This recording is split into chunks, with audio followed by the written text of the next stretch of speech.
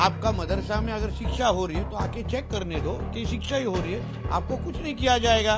मगर अगर उसमें अगर इस तरीके से नंदुरबार में क्या बहुत सालों से वो यमन का नागरिक वहां रह रहा था,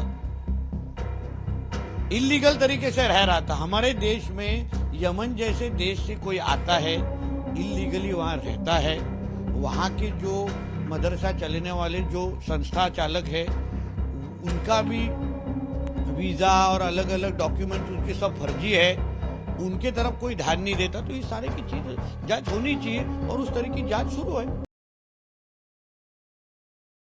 सर, आपने जो वो मुद्दा उठाया खास तौर पर सेफ्टी को लेकर कि महाराष्ट्र में जिस तरीके से मदरसे चल रहे हैं उनमें क्या गतिविधियां हो रही हैं, उसकी जांच करनी चाहिए, क्या कहेंगे सर, कितना बड़ा थ्रेट मानते हैं? ये मदरसे, मेरा मुद्दा यही है, ये मदरसे शिक्षा के लिए है, एजुकेशन के लिए है।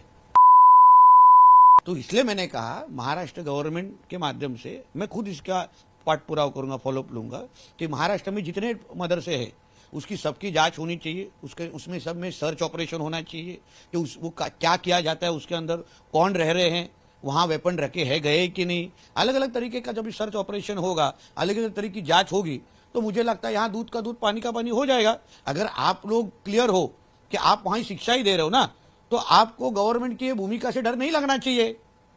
अगर आपका अंदर एकदम सच्चाई है कि नहीं हम हमारे मदरसे से यहाँ शिक्षा ही दे रहे, आके चेक करने दो।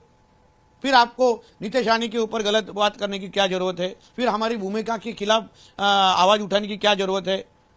आपका मदरसा में अगर शिक्षा हो रही है तो आके चेक करने दो कि शिक्षा ही हो रही है, आपको कुछ नहीं किया जाएगा। मगर अगर उसमें अगर इस तरीके से नंदुरबार बहुत सालों से वो यमन का नागरिक वहां रह रहा था, इलीगल तरीके से रह रहा था। हमारे देश में यमन जैसे देश से कोई आता है, इलीगली वहां रहता है, वहां के जो मदरसा चलने वाले जो संस्था चालक है उनका भी वीजा और अलग अलग डॉक्यूमेंट उनके सब फर्जी है, उनके तरफ कोई ध्यान नहीं देता। तो ये सारे की चीज जांच होनी चाहिए और उस तरह की जांच शुरू है।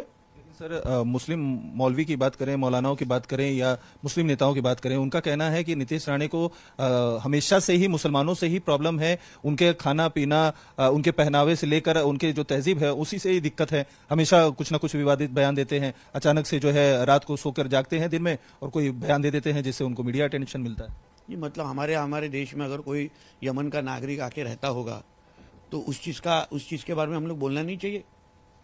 कल अगर हमारे देश में कोई सुरक्षा का प्रश्न तय हो गया, किसी ने बॉम्ब ब्लास्ट कर दिया, किसी ने इधर टेररिस्ट एक्टिविटी कर दी, मासूमों की जान ले ली, जो हमेशा कोई ना कोई तो टेररिस्ट अटैक में बहुत सारे मासूमों की जान जाती है जिनका उनसे कुछ संबंध नहीं होता। तो वो घटनाएं हमारे मुंबई महाराष्ट्र में होती रहेगी और हम लोग चुप बैठेंगे। आज हम महाराष्ट्र की सरकार, ये हिंदुत्ववादी सोच की सरकार है, हम इस तरीके से कोई भी गलत गतिविधियों को हमारे महाराष्ट्र में चलने देंगे नहीं, ये हमारी भूमिका है।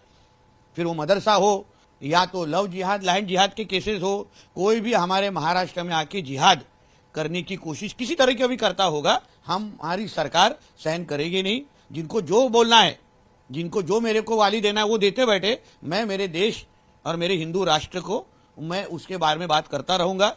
और जितने भी लोगों को खिलाफ मेरे जाना हो वो जा सकते हैं, मगर मैं मेरे देश को इस तरीके से ये हरे सांपों को मेरे देश के तरफ गंदे नजर हुए देखते हुए नहीं देखूंगा।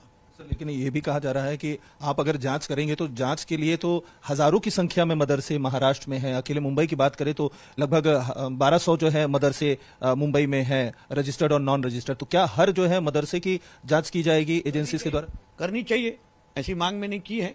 स्टेट एजेंसीज ही सर इसकी जांच करेंगे कि नेशनल एजेंसीज भी इसके बारे में जो है सरकार की तरफ से विचार हो रहा है जांच करवाने के लिए? इसके बारे में हमारे राज्य के मुख्यमंत्री जी देवेंद्र फडणवीस जी निर्णय ले लेंगे, क्या करना चाहिए, किस तरीके से करना चाहिए। अभी मेरे कानों में आया है जो नंदुरबार का जो मदरसा के बारे में हम लोगों ने आवाज उठाई थी, उसमें सेंट्रल एजेंसीज उसके बारे में इन्वेस्टिगेशन कर रही है, कुछ दिनों से कर रही है।